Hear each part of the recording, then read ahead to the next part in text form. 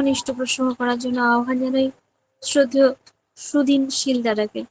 যারা জয়গুরু মানে 9টা পর্যন্ত বলুন। জয়গুরু। জয়গুরু। জয়গুরু। পরম প্রেমময় শ্রী ঠাকুরের শ্রীপাদ উপদ্যে ভূমিষ্ঠ প্রণাম। তারই লীলা সঙ্গিনী জগজ্জননী শ্রী শ্রী বড়মার শ্রীচরণে ভূমিষ্ঠ প্রণাম। পরম পূজ্যপাদ শ্রী শ্রী বরদার শ্রীচরণে ভূমিষ্ঠ প্রণাম। পরম পূজ্যপাদ শ্রী শ্রী আচার্যদেবের চরণে ভূমিষ্ঠ প্রণাম। ঠাকুর পরিবারের প্রত্যেকের শ্রীচরণে ভূমিষ্ঠ আনতি। এবং আজকের এই অনলাইন সৎসঙ্গে যারা রয়েছেন, নাম ধ্যানের সঙ্গে যারা রয়েছেন, প্রত্যেককে আন্তরিক আনন্দিত জয়গুরু। আজকে ঠাকুরের কথা এ তো সমুদ্রের মতো, এ কখনো শেষ হওয়ার নয়। আর কোথায় শুরু করব, কোথায় শেষ করব। সৎসঙ্গ জগতে অনেকের আগে আমরা বিশেষণ দিয়ে দিই, খুব সুবক্তা, আসলে তার কথা বলা যায় না। আমি মনে করি যে তার কথা বলার অযোগ্য। তিনি অবাং মনস্ব গোচরম, যাকে বাক্য মনের অতীত, যাকে বাক্য দিয়ে বোঝানো যায় না। তাই আমি যতই তার কথা বলার চেষ্টা করি, আমি মনে করি যে তার কথা বলা হচ্ছে না, আমি তার কথা বলতে পারছি না, আমি বোঝাতে পারছি না। তিনি এতটাই বৃহৎ, এতটাই মহান, এতটাই তার কীর্তি বর্ণন, এতটাই তার কথা, যেখানে কোনো কথা বলা যায় না, তার কথা বলা হয় না আমরা যতই চেষ্টা করি। এখন সবসময় যুগ একটা দুর্বার গতিতে ছুটছে, আর তার সঙ্গে সঙ্গে ছুটছে আমাদের জীবনের সমস্যা। ঠাকুরের প্রচুর প্রচুর কথা, প্রচুর বাণী, এবং সেই বাণীগুলো আমাদের জীবনের মধ্যে। ঠাকুর একবার শ্রী বর্দাকে বললেন যে, বড় খোকা, আমি কার জন্য কই? পিতৃদেব হাত জোর করে বলছেন, আগে ঠাকুর আমার জন্য। কত সুন্দর কথা। এই যে প্রতিটা কথার মাধ্যমে বোঝালেন যে শ্রী ঠাকুরের যত বাণী আছে, যত কথা আছে, যত নির্দেশ আছে, সবকিছু কিন্তু আমাদের। আমরা সেগুলো বিধির নিয়ম পালবে যেমন, যতটা বা যতটুকু, কেটে ছেটে সব মিলিয়ে পাবেও ফল ততটা বা ততটুকু। ঠাকুরের কথা। আমরা তার এই বিধি যতটা মেনে চলব, আমরা কিন্তু জীবনে ততটাই পাবো। শ্রী বর্দা বলছেন যে, যতটুকু জলে নামবে কাপড় ঠিক ততটুকুই। ওই রকম আমরা যতটা ঠাকুরের দিকে যতটা এগিয়ে যাব, আমরা জীবনে ঠিক ততটুকুই লাভ করতে পারব। এখন আমাদের জীবনের বর্তমান জীবন যুগ ও নিরিখে শ্রী ঠাকুরের ভাবাদর্শ, contemporary thoughts of Shri Thakur principal, Shri Thakur সিডোলজি, এগুলো নিয়ে বেশি বেশি করে আলোচনা হওয়া উচিত। বর্তমান যুগ সাপেক্ষে আমার জীবনে ঠাকুর এবং আমাদের চলার পথে ঠাকুর, এইটাই এখনকার সময় বেশি বেশি আলোচনা হওয়া উচিত। দেখুন, একদল মানুষ আমরা যাজন করতে গিয়ে একটা সময় ভুল করতাম, চলো দীক্ষা নেবে, দীক্ষা নিলে তোমার ভালো হবে। যে অভাবে আছে তাকে আশ্বাস দিয়ে ফেলতাম, তোমার অর্থ আসবে, চলো ঠাকুরের দীক্ষা নাও। পরম পূজ্যপাদ আচার্যদেবের সমীপে গিয়ে শিখলাম যে এগুলো ভুল। কাউকে লোভের বশবর্তী করে ঠাকুরের অভিমুখে চাওয়াতে নেই। আসলে দীক্ষা মানে কি? দীক্ষা মানে দক্ষ হয়ে ওঠা। শব্দটা সবাই বলেন, কিসে দক্ষ হয়ে ওঠা? দীক্ষা মানে জীবন চলায় দক্ষ হয়ে ওঠা। আমি এমন নয় দীক্ষা নিয়েছি মানে কালকেই আমার একটা মাল্টি স্টোরি বিল্ডিং হয়ে যাবে, কালকেই আমার ছেলে চাকরি পেয়ে যাবে, দীক্ষা মানেই কালকেই আমার অর্থনৈতিক অবস্থা ফিরে যাবে, এগুলো নয়। দীক্ষা মানে হচ্ছে আমি জীবনে চলার একটা পথ পাবো, যে পথে চললে আমার জীবন বৃদ্ধি পাবে, আমার জীবন বেঁচে বেড়ে উঠবে। এবং এই বেঁচে বাড়া ওঠার জন্য একটা সুস্থ পরিবেশ দরকার। একটা গাছকে লাগালে তার একটা সুস্থ পরিবেশ দিতে হয়, সেই পরিবেশটা আমি পাবো। এখন কথা হচ্ছে, আমরা দেখুন চারপাশে দেখুন, আমাদের অন্ন জল বাসস্থান সব আছে, আমাদের কিন্তু একটা সুস্থ পরিবেশ নেই। সমাজের দিকে তাকিয়ে দেখুন, যে রাজনৈতিক পরিবেশ দেখছেন সেখানেও খুব সুস্থতা নেই। তাহলে আমাদের জীবনে বাঁচার জন্য যে সুস্থ পরিবেশ দরকার, সেটার জন্যই দীক্ষানুচলন দরকার। দীক্ষা নিয়ে, ঠাকুর বললেন না, দীক্ষা নিয়ে শিক্ষা ধরিস আচার্যকে করে সার, আচরণী বোধ চয়নে জ্ঞানের সাগর হনা পার। আমি একদম বেসিক জায়গা থেকে কথা বলছি, যে এখানে একটি শব্দ আমাদেরকে মনে রাখতে হবে, আচরণী বোধ চয়নে জ্ঞানের সাগর হনা পার। এই আচরণী বোধ চয়ন, খুব ভালো করে আচরণের মাধ্যমে সঠিক বোধ চয়ন করতে পারলে জ্ঞানের সাগর, জ্ঞানের সমুদ্র পার করা যায়। তা আচরণে শ্রেষ্ঠ হওয়ার জন্য কি করতে হবে? যিনি আচরণ সিদ্ধ, যিনি আচারে দেখাচ্ছেন, সেই আচার্য অনুসারী হয়ে চলা, যেটা অন্য কোনো যুগে, অন্য কোনো অবতার, অন্য কোনো মহাপুরুষের ক্ষেত্রে আমরা যেটা এত প্রমিনেন্টলি পাইনি, সেটা শ্রী শ্রী ঠাকুরের পরম্পরায় পেলাম। আচার্য রেত ধারায় তার সেই প্রতীক অভিমুখ হয়ে চলা, যাতে আমরা এই আচরণটাকে ধরতে পারি। পৃথিবীতে এত মহাপুরুষ অবতার, ভারতবর্ষে গুরুবাদের দেশ, এত মানুষ, এত মহাপুরুষ এসছেন, কিন্তু এইভাবে আচরণশীল হয়ে ওঠার কথা শ্রী শ্রী ঠাকুর দেখালেন। আজকে তিনটে জিনিস সংস্কারের কথা বললেন, দীক্ষা, শিক্ষা, বিবাহ। আপনারা দেখছেন ভারতবর্ষে প্রতিদিন কয়েক হাজার বিয়ে হয়, কয়েক লক্ষ বিয়ে হয়, হাজার বললে হয়তো ভুল। সেই বিয়েগুলোর মধ্য দিয়ে বিয়ের উদ্দেশ্য কি বলুন তো? উন্নয়ন আর সুপ্রজনন, এই তো বিয়ের মূল। যেমন তেমন করে বিয়ে করিস নে কো ভুল। ঠাকুর অনুলোম বিবাহের কথা বললেন, প্রতিলোমে কুয়ের জনম, রাষ্ট্র সহ জাতির জম। বিয়ের একটা উদ্দেশ্য আছে। বিয়ে নিয়ে কথা বলতে গেলে অনেকে সরে যাবেন, এবং বিয়ে নিয়ে খুব ভাইটাল প্রসঙ্গ। আমি আজকে একটা বলবো ঠাকুরের বিধানে কি আছে, যারা প্রতিলোম বিয়ে করে ফেলেছেন তাদের উদ্ধার কি হবে। অনেকে আছেন ঠাকুরের জগতে, হয়তো পরে এসেছেন, ঠাকুরের বিবাহ বিধানটা জানতেন না, বা অজান্তে প্রতিলোম হয়ে গেছে। তাদের বিধান কি আছে, ঠাকুর কি বলেছেন, আমি সেগুলো খুঁজে বেড়াচ্ছিলাম। সেগুলো আজকে আলোচনার সঙ্গে অ্যাটাচ হবে। আজকে প্রত্যেককে বলবো শেষ পর্যন্ত একটু থাকবে। তাহলে প্রথমে বলি যে দেখুন, ঠাকুর বললেন যে বিবাহ বিধান সবচেয়ে বড় আজকের সময়। আর বিবাহ বিধানে আমরা শুধু বর্ণ, বংশ, বিদ্যা, স্বাস্থ্য, আয়ু এগুলো দেখলাম। আগে পৌঁছতে হবে বিবাহ কেন হয়, আর আজকের যুগে বিয়ে সংস্কার করার কেন দরকার আছে। সব ঠিক আছে, কেন বিয়েটা সংস্কার? হিন্দু ধর্মে ৮ প্রকার বিয়ের কথা আছে, গান্ধর্ব, পিশাচ বিবাহ, এরকম অনেক অনেক নিয়ম আছে। এবং বিয়েতে আপনারা যে নিয়মগুলো দেখেন, সপ্তপরিগমন ইত্যাদি ইত্যাদি, এগুলো সম্পূর্ণটা কুলাচার। প্রত্যেকটা ফ্যামিলি অনুযায়ী নিজস্ব কিছু বিয়ের নিয়ম আছে। এখন বিয়ের ক্ষেত্রে প্রথম হচ্ছে, বিয়ের একটা উদ্দেশ্য আছে, উন্নয়ন আর সুপ্রজনন, এই তো বিয়ের মূল। যেমন তেমন করে বিয়ে করিস নে কো ভুল, ঠাকুরের কথা, অনুশ্রুতি। তাই এখন কথা হচ্ছে, বিয়ে হচ্ছে উন্নয়ন এবং সুপ্রজনন, অর্থাৎ নেক্সট জেনারেশন, প্রজন্মের মধ্য দিয়ে সন্তান সন্ততি বংশবৃদ্ধি হবে। সেই বংশবৃদ্ধি যাতে নিরোগ হয়, সন্তান যাতে মেধা সম্পন্ন হয়, সন্তান যাতে ধীশক্তি সম্পন্ন হয়, সন্তান যাতে বংশের মুখ উজ্জ্বল করে, তেমন একটা সুসন্তান পৃথিবীতে যাতে আসে, তার জন্য বিয়ে হচ্ছে একটা প্রধান উপকরণ। আর যার জন্য শাস্ত্রে আমাদের লেখা আছে, সংহিতায়, পুত্রার্থে ক্রিয়তে ভার্যা, পুত্রের জন্যই পানি গ্রহণ করা, পুত্রের জন্যই ভার্যা গ্রহণ করা, এটা রইল। এইবার সেকেন্ড উদ্দেশ্য হচ্ছে উন্নয়ন, একটা ফ্যামিলির ডেভেলপমেন্ট। দেখবেন একটা ফ্যামিলিতে এমন সন্তান জন্মায়, বাপ ঠাকুরদার যা ছিল সব শেষ করে, তাই না? পড়াশুনোয় নেই, কিচ্ছু নেই, সে ক্ষয়িষ্ণু, পিতৃপুরুষের গৌরবটাকে শেষ করে। এখন কথা হচ্ছে যে এই জায়গাটা আজকে দেখুন, সেই জায়গায় ফিরতে গেলে সুসন্তান পৃথিবীতে দেখিয়ে, রবীন্দ্রনাথ, বিবেকানন্দ, দেশবন্ধু চিত্তরঞ্জন, বিভূতিভূষণ, জীবনানন্দ, আর একটা হচ্ছে, তাহলে এই সুসন্তানেরা একটা নতুন ভারতবর্ষ তৈরি করতে পারে। আমরা যে সমাজে পরিবর্তনের ভাবনা, অনেকে ভাবেন একটা রাজনৈতিক পরিবর্তন হলেই হয়তো সবকিছু বদলে যায়, এরকম করে ভোট দিই, এরকম করে নতুন সরকার আসে, সরকার গড়ে, সরকার আসে, আমরা প্রত্যেকে এইভাবে ভাবেন। কিন্তু আসল ব্যাপারটা এরকম নয়। যতক্ষণ না সমাজের একক মানুষের পরিবর্তন হচ্ছে, ততক্ষণ কিন্তু এই সমাজের পরিবর্তন হবে না। দল ঝান্ডা পরিবর্তন হয়ে যাবে, কালার পরিবর্তন হয়ে যাবে, মানুষগুলো একই থাকবে। এর জন্য মানুষ কোথা থেকে আসে? মানুষ কি আকাশ থেকে পড়ে? না, কর্পোরেশনের লোক বাড়ির সামনে দিয়ে যায় না। মানুষ আসে এই পুরুষ নারীর মিলিত প্রণয়ের মধ্য দিয়ে।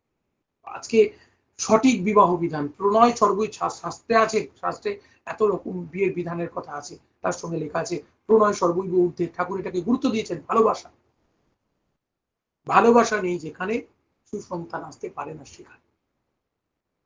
স্বামীর প্রতি টান যেমনি, সন্তান ও জীবন, স্বামীর প্রতি কি করে টান থাকবে, এইটার কথা। একটি কুমারী মেয়ে সে ঠাকুরকে প্রণাম করছে, মনে মনে চাইছে, ঠাকুর আমি যেন একটা সুন্দর আমি যেন শ্রেষ্ঠ কাউকে বর রূপে পাই, আমি যেন শ্রেষ্ঠ কাউকে স্বামী রূপে পাই। ঠাকুর সঙ্গে সঙ্গে তিনি তো চতুর্চূড়ামণি, লীলা চূড়ামণি, ভক্তের অন্তর্যামী, তিনি সেই হাতের ছিলিমটা হঠাৎ করে নামিয়ে দিয়েছে, কস কি মা? ঠাকুর তার ভাষায় বলছেন, আমি সরল করে বলছি। ওই মা লজ্জায় পড়ে গিয়েছেন যে তিনি কি চাইছেন, তিনি এবার লজ্জায় পড়ে গিয়েছেন। তখন বলছেন, তীর মারা দেখেছিস? বলে, হ্যাঁ ঠাকুর। এটা কি হয়, ধনুকে ছিলেতে লাগিয়ে যত পেছনে টানা হয় তত সেটা দূরে গিয়ে, ওই রকম স্বামীর প্রতি যত টান থাকবে সন্তান তত প্রখর হবে, সন্তান তত সুন্দর। ওই জন্য ঠাকুরের বাণী আছে, স্বামীর প্রতি টান যেমনি ছেলেও জীবন, সন্তান জীবন। এখন কথা হচ্ছে যে সন্তান তো পাবে, কিন্তু আসল কথা হচ্ছে স্বামীর প্রতি টান বাড়বে কি করে। আজকে ভালোবাসাগুলো এত বিক্ষিপ্ত, এই যে শ্রেষ্ঠ জনকে জীবনে গ্রহণ করা, অনুলোম বিবাহের এই তো মূল ভিত্তি। শ্রেষ্ঠ জনে দেখবি যেথা মান দেবী সেথায়, ঠাকুরেরই কথা। এখন কথা হচ্ছে, আগেকার দিনে ঠাকুর বলছেন যে মেয়েদের স্বয়ংবর হতো, মেয়েরা প্রতি নির্বাচন। ঠাকুর যার জন্য কো এডুকেশনের পক্ষে যাননি, ঠাকুর বললেন যে অল্প বয়স থেকে মেয়েরা যদি একাধিক জনকে প্রতিরূপে মানসিক কল্পনা করে ফেলে, সে মেয়ে পরবর্তীতে সংসার জীবনে ঠিক করে থাকতে না। আজকের যুগে দেখবেন স্কুল কলেজে কি হচ্ছে, যে কারো যাকে তাকে যখন তখন ভালো লেগে যাচ্ছে, ব্যাকগ্রাউন্ড জানার দরকার নেই, ভালো লাগলো, প্রেম হলো, সেই প্রেম ভেঙে গেল, আবার একজনকে ছেড়ে দিয়ে আবার আরেকজনকে ভালো লাগলো, এরকম করতে করতে ভালোবাসা বিক্ষিপ্ত হয়ে যায়, মন বিক্ষিপ্ত হয়ে যায়। পরবর্তীতে তারা যখন সংসারে যাচ্ছে তখন ডিভোর্স হচ্ছে, কাউকেই ভালো লাগছে না। ওই জন্য ঠাকুর বেঁধে দিলেন যে মেয়ে একটু বড় হলেই পুরুষ ছুতে নেই। ঠাকুরে বলা, আমরা মানি, আমরা মানি না, এই জন্য ডিভোর্স আজকে। আর ভালোবাসতেই শেখে না, ওই জন্য আজকে ভালোবাসাগুলো মুহূর্তে ভালোবাসা বিক্ষেপ এসে যায়, স্বামী স্ত্রীর মধ্যে গন্ডগোল এসে যায়, ডিভোর্স এসে যায়। ভালোবাসা নেই, ভালোবাসা নেই, ভালোবাসার অভাব। মুখে প্রেম প্রেম, পরম প্রেমময় সন্তান বলে চিৎকার করছি, অথচ আমাদের মধ্যেই সেই প্রেমের অভাব হয়ে গেছে। এর জন্য এলো শ্রেষ্ঠ পুরুষকে বরণ করার কথা। শ্রেষ্ঠ পুরুষকে বরণ করবো কি করে? শ্রেষ্ঠ পুরুষকে বরণ করতে গেলে ঠাকুর আগে প্রথমে বললেন বয়স, বয়সের নৈকট্য ভাবের অভাব তৈরি করবে। দেখুন আজকালকার যে বিয়েগুলো হয়, ডিভোর্স কেন হয়? বনি বনানি সম্পর্কগুলো কেমন আছে? নইলে বর স্ত্রীকে ডমিনেট করে, নাহলে স্ত্রী বরকে বাধ্য করে রেখেছে, এরকম সম্পর্ক আছে। ঠাকুর এটা চাননি, সুসন্তান পৃথিবীতে আসছে না এই জন্য, আসলে সঠিক ভালোবাসার অভাব। ওই জন্য বলেছিলেন যে নারীর নীতিতে বয়সের পার্থক্য, স্বামী স্ত্রীর বয়সের পার্থক্য বলে একটি অধ্যায় আছে। এটা শুনলে অনেকে আমাকে বলেন পাগল নাকি। বলেছিলেন পুরুষের যে বয়সে সন্তান হইতে পারে সেই রকম একটা বয়সের পার্থক্য থাকে, 15 থেকে 20 বছর। এই যে বয়সের পার্থক্যটা কেন? রেসপেক্ট, একে অপরের প্রতি শ্রদ্ধাবোধ। ঠাকুর এখানে বিজ্ঞান দিয়ে দেখিয়েছিলেন।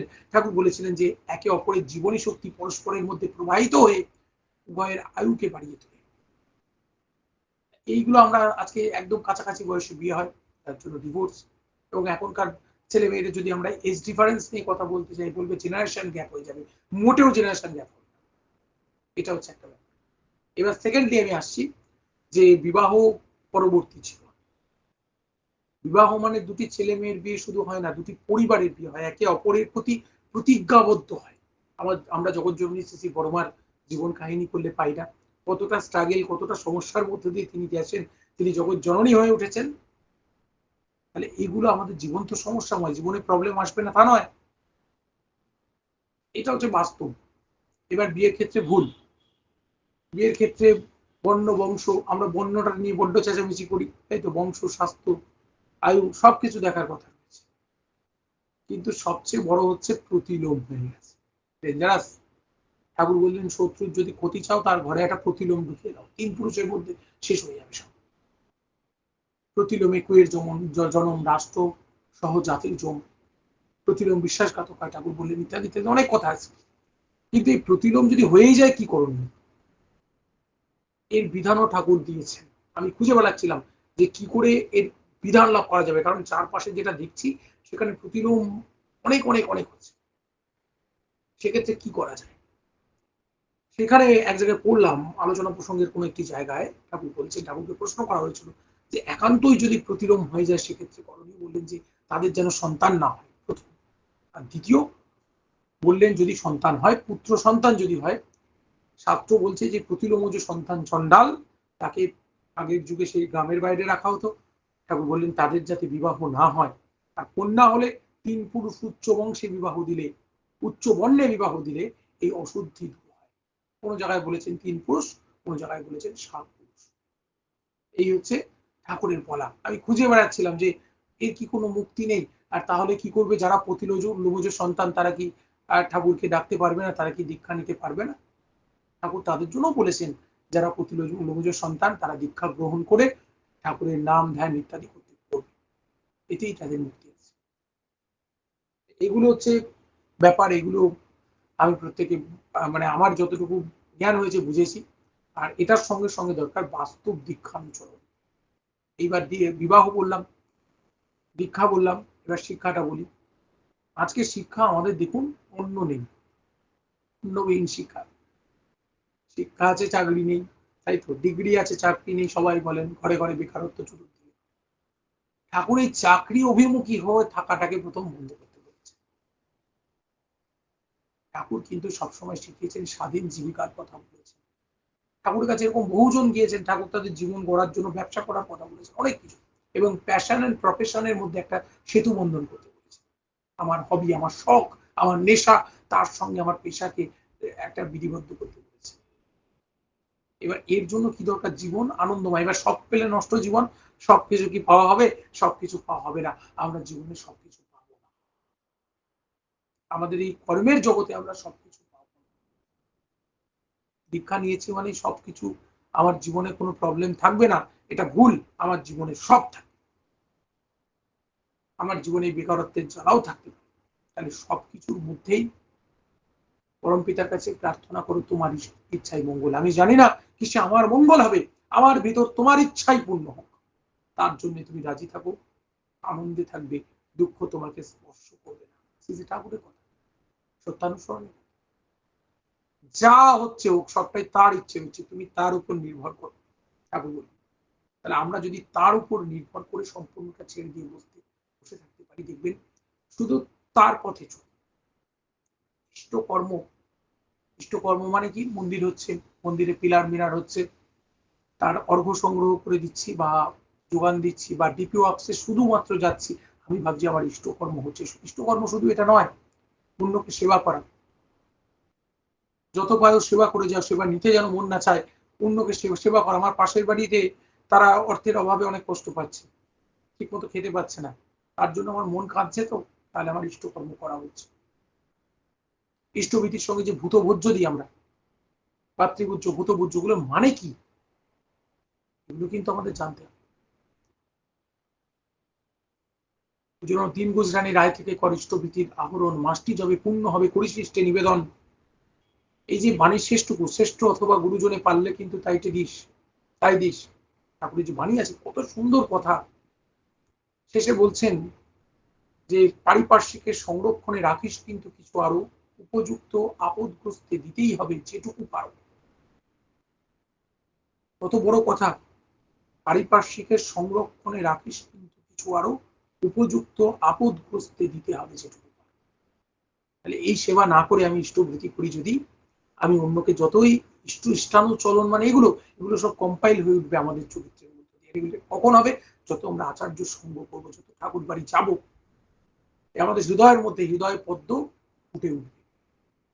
তখনই এক একটি করে চক্র, যে সাধনার চক্র বলা হচ্ছে, সেগুলো ভেদ হতে থাকে সারা জীবন ধরে, অনন্ত সাধনা। আর এই জগৎটা খুব ছোট আমি মনে করি। এই যে শিক্ষা দীক্ষা বিবাহ ঠাকুরের যে আজকে যে আলোচনাটা মানে থিম করে আমি বলবো ভেবেছিলাম, আসলে তার কথা বলা যায় না। আমি তার কথা যতই বলার চেষ্টা করি হচ্ছে না, আমি মনে করি হচ্ছে না। এই যে বিবাহ সংস্কার মানবেন না আমরা ভাবি, ঠাকুর পরীক্ষা করে দেখিয়ে দিয়েছিলেন এই বিবাহ সংস্কার কতটা সত্য। দেশবন্ধু চিত্তরঞ্জনের জীবন আপনারা তার ব্যক্তিগত জীবনটা পড়বেন। ভারতবর্ষে যারা বলবেন যে এগুলো ভুল, ঠাকুর বলছেন এগুলো আজকের যুগে কেউ মানে নাকি? ভারতবর্ষে যার নামে আমরা শিক্ষক দিবস পালন করি, সর্বপল্লী রাধাকৃষ্ণন, তিনি ভারতবর্ষের সবচেয়ে শিক্ষিত ব্যক্তি ছিলেন। প্রথম সারির শিক্ষিত ব্যক্তির মধ্যে ভারতবর্ষের উপরাষ্ট্রপতি হয়েছিলেন। তিনি কিন্তু ঠাকুরের এই বিধানটা মানেননি। মানে এটা আমি তার জীবনী পাঠ করে রেখেছি। তিনি প্রতিলোম বিবাহ করেছিলেন। তার জীবন, ব্যক্তিগত জীবন কেমন কেটেছে আপনারা প্রত্যেকে পাঠ করলে জানতে পারবেন ঠাকুরের থিওরি কতটা সত্য। এখনো তিনি যা বলছেন আমাদের মঙ্গলের জন্য। প্রথম হচ্ছে দীক্ষা, শিক্ষা এবং বিবাহ, তিনটে ঠিক হবে এবং তার সঙ্গে বাস্তব আচরণ, আচার আচরণ। আমি দীক্ষা নিয়েছি, মন্দিরের মধ্যে খুব ঠাকুর ঠাকুর করি, ঠিক আছে, জয় গুরু করি আমার গুরু ভাইদের, কিন্তু বাইরের অদীক্ষিত মানুষগুলোকে ছোট ভাবি, আমি তাদের সঙ্গে সঠিক ব্যবহার করি না। তাহলে কি আমার মধ্যে ঠাকুর, আমার হৃদয়ে ঠাকুরের স্থান পাবেন? পাবেন না। আমার এই নাম ধ্যানও মিথ্যে হয়ে যায়।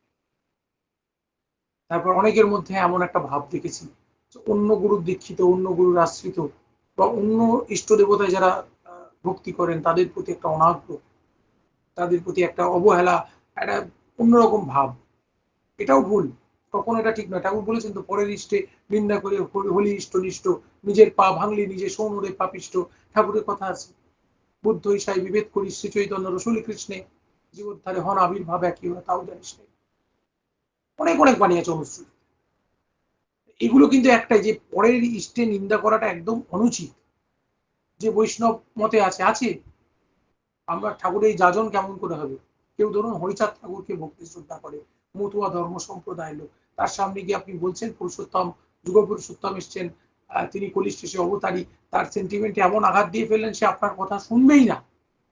তাকে বরঞ্চ বোঝাতে হবে হরিচাঁদ ঠাকুর ঠাকুরের পূর্বতনে মানে না যারা জানে স্ত্রীচক ম্লেচ্ছ তারা, হরিচাঁদ ঠাকুর তার পূর্বতন, কিন্তু তারপরে ঠাকুর এসে তার সেই আদর্শের কোন জায়গাটা পূরণ করলেন, এই কথাটা যদি তাকে আমরা বোঝাতে পারি, সেই মানুষটি ঠাকুরের প্রতি আকর্ষিত এবং আমাদের প্রতি আমাদের বাস্তব চরিত্রটা এইরকম হবে। আমরা ঠাকুরকে দেখাতে গিয়ে আমরা অন্যকে এমন ইগোয় আঘাত দেবো না যাতে তিনি আমাদের থেকে সরে যান। আর আসল হচ্ছে প্রেমের বিচ্ছুরণ, প্রেমের রাজ্য, প্রেমের সিংহাসন, এই রাজ্য তো প্রেমের। তাহলে আমাদের হৃদয়ে যত ঠাকুর আসবেন, ঠাকুর বসবেন, আমাদের এই নাম ধ্যান, এই লিঙ্কটা খুব সুন্দর, যেখানে শুধু নাম ধ্যানের কথা থাকবে, তো যত সেই নাম ধ্যান হতে থাকবে সেখানে কিন্তু হৃদয়ে প্রেম আসবে। আর সেই প্রেম যেখানে আসবে সেখানে কিন্তু ঠাকুর ছাড়া আর কিছু থাকবে না। আর যার হৃদয়ে ঠাকুর আসবেন তার চাহনি, তার চলা বলা, পোশাক পরিচ্ছদ, সব কিছুর মধ্য দিয়ে প্রেমের বিচ্ছুরণ। কবে আমি এমন হব, আমায় দেখে বলবে লোকে আছে প্রাণবল্লভ। সত্যি কবে হব আমরা জীবননাথ? সেই জীবননাথের সঙ্গে যুক্ত, ভালোবাসা, প্রেম হতে হবে তার সঙ্গে। আর এই জগতে কেউ নেই, অনেক দাদা, একমাত্র আছেন আমার প্রভু আর আমি, আর কেউ নেই। আর তার প্রতীক হয়ে আছেন আচার্য দেব ভাবা, আচার্য প্রবরাং নৌমি। সেই আচার্য দেব, আচার্য অভিমুখী হয়ে আমরা ঠাকুরের মুখে রয়েছি। এই জগতে ছোট আর কেউ নেই, আর কেউ নেই, শুধু নাম, নিরন্তর নাম, নাম নাম নাম। এই নাম করতে করতে তার সঙ্গে যুক্ত হওয়া, ঠিকঠাক নাম হলে হিংসা জ্বালা সব দূরে পালা, সব চলে যাবে। ওই মন্দিরে গিয়ে অনেক এর গানটা না আজকে ঠিক মতো হয়নি, ওর গানের তাল কেটেছে, এই খুদ দৃষ্টি, দোষ দৃষ্টি হয়ে যায় ঠিক মতো নাম ধ্যান না করার ফলে। যিনি নাম ধ্যান ঠিক মতো করেন, আর যিনি নাম করেন, ওই গানের তাল কেটেছে বলে তাকে একটুখানি কড়া করে বকবেন না, তাকে মিষ্টি করে বলবেন যে তুমি না এই জায়গাটা একটু দেখে নেবে, তোমার এরকম তাল যদি কেটে যায় তাহলে কিন্তু ঠাকুর তো শুনছেন, তাহলে তার দৃষ্টিকটু লাগবে, তার শ্রুতি নন্দন ভাবে অসুবিধা হবে। তিনি এইভাবে বলবেন, আর তা না করে বলবেন এই গানটা ঠিক হয়নি, একদম বাজে বাজে, বন্ধ বন্ধ বন্ধ। এইভাবে তাকে এমন ডমিনেট করলেন, সেই মানুষটা কিন্তু মনে আঘাত পায়। কারো প্রাণে তুই দিসনে ব্যথা, সে ব্যথা লাগে ঠাকুরের। তাহলে সে কারো প্রাণে ব্যথা দেবে না যার মধ্যে হৃদয়ে প্রেম, যার আছে সরসতা আছে। এখানে আমরা কেউ শিল্পী হতে আসেনি, কেউ বক্তা হতে আসেনি, আমরা যে অধম ভক্ত, আমরা ভক্ত হতে পারিনি, আমরা যেন তার ভক্তের অনুদাস হতে পারি। এই হচ্ছে শেখা, আচার্য সঙ্গ করা। আমি তো মনে করি আচার্যদেবের সামনে যারা বসেন তাদের চরণ ধুলোর যোগ্য যেন হতে পারে। এতটা যদি বিনয় থাকতে পারে তবে তো ঠাকুরকে বুঝবো আমরা। ও সবাই চট করে বলে ফেলেন আমি অনুকূল ঠাকুরের দীক্ষা নিয়েছি, এই প্রথমে রাগ হয় শুনে, অনুকূল ঠাকুর আবার কি? যিনি এই শব্দটা মুখে বলেন তিনি ঠাকুরকে বোঝেননি। ঠাকুর, ঠাকুরের এই ব্যাপ্তি, ঠাকুর বললেই যেন বিশাল একটা ব্রহ্মাণ্ডময় তার ব্যাপ্তি, বোঝাতে পারছি না যেন।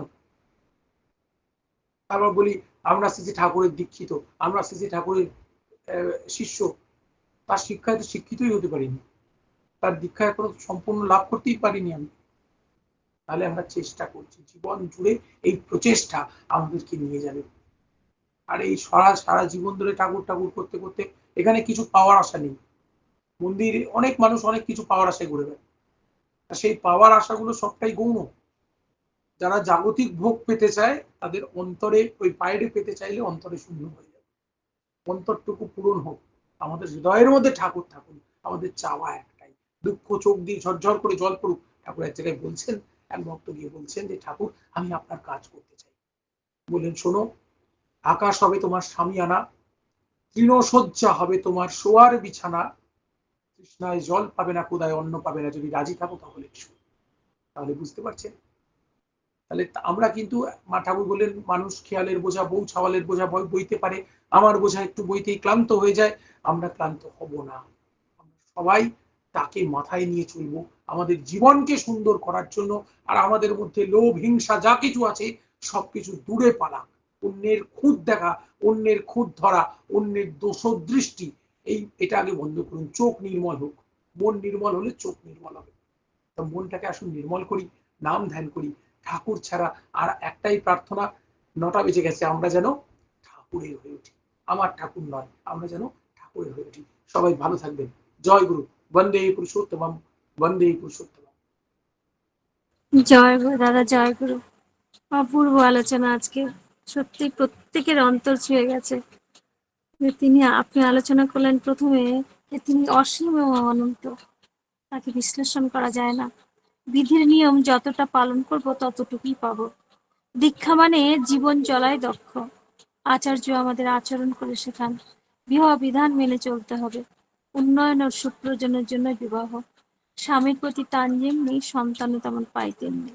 প্রতিলোময সন্তান, তার দীক্ষা নিয়ে তার বিধিবিধানগুলো যদি মেনে চলতে হবে, তার ইচ্ছাই মঙ্গল। ইষ্ট কর্ম করতে হবে, ইষ্টভীতির সঙ্গে ভাতৃভোজ্য ভূতভোজ্য করতে হবে। পূর্বতনকে আমাদের মেনে চলতে হবে, আমাদেরকে তার মতো হয়ে উঠতে হবে। প্রেমের প্রক্ষালনেই তাকে ধরা যায়, তাকে মাথায় নিয়ে চলবো। তখন যখন আমার মনটা নির্মল হবে, তখনই আমি তাকে বুঝতে পারবো, বা তখনই আমাদের ঈশ্বর প্রাপ্তির পথ প্রশস্ত হবে। খুব সুন্দর করে আলোচনা করে আমাদের প্রত্যেককে সমৃদ্ধ করলেন। পরমপিতা রাঙারাজ্যের জয়, আপনার সার্বিক মঙ্গল প্রার্থনা করি দাদা।